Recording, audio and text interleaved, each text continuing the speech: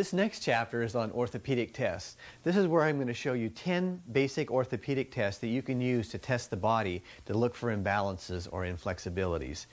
The first test is called the hip rotation test, and Randy's going to come in and help me with this.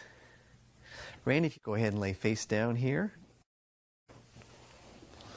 Okay.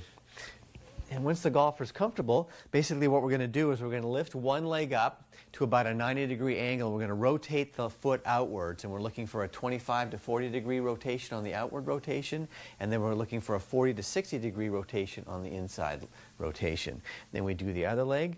Again, we're looking for internal rotation, 25 to 40 degrees, and external rotation, 40 to 60 degrees.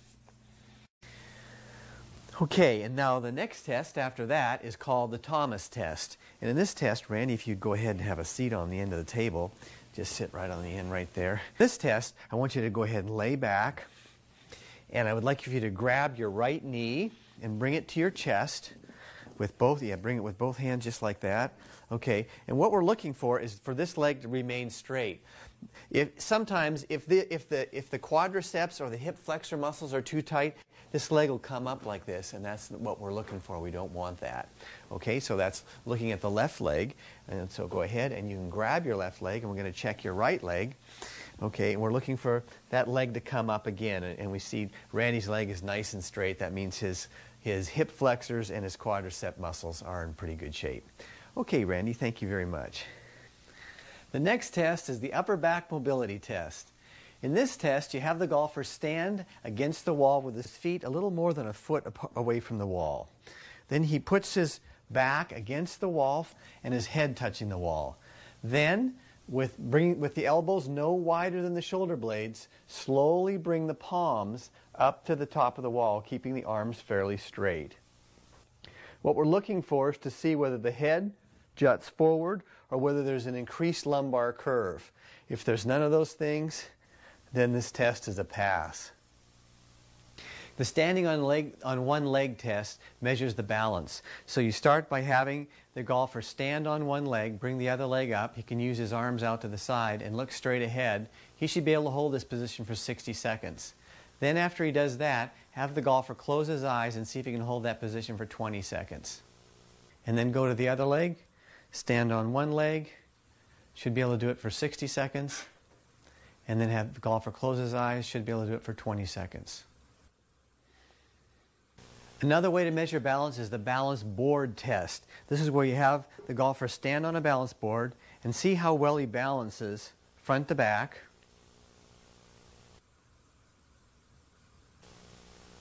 And then you also want to see how well he balances side to side.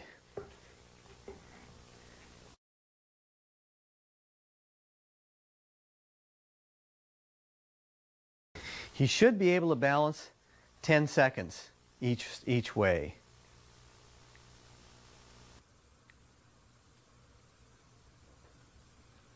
Now the next test is the pelvic mobility test. You start by having the golfer get in his golf posture. Sometimes it helps to have him use a club like this. And once he's in his golf posture, then you have him cross his arms and extend his pelvis front to back.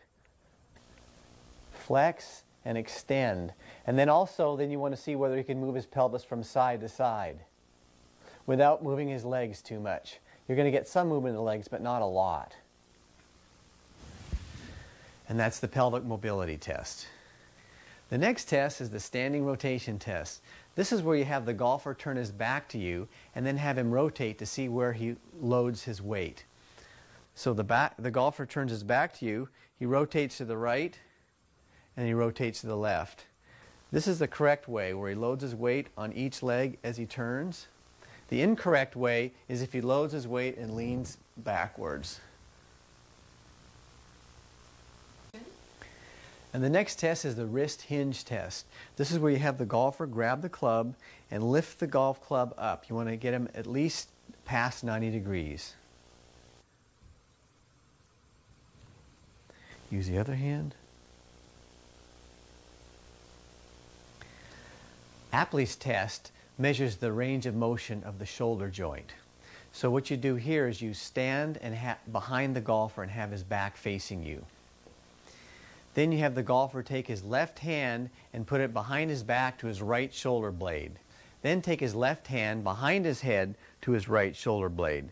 Then take his right hand, put it behind to his left shoulder blade, and then his right hand behind the neck to his left shoulder blade. And then see if he can bring his hands together so that they touch. The final orthopedic test is the single leg bridge test. This is where we're looking for the integrity of the core muscles.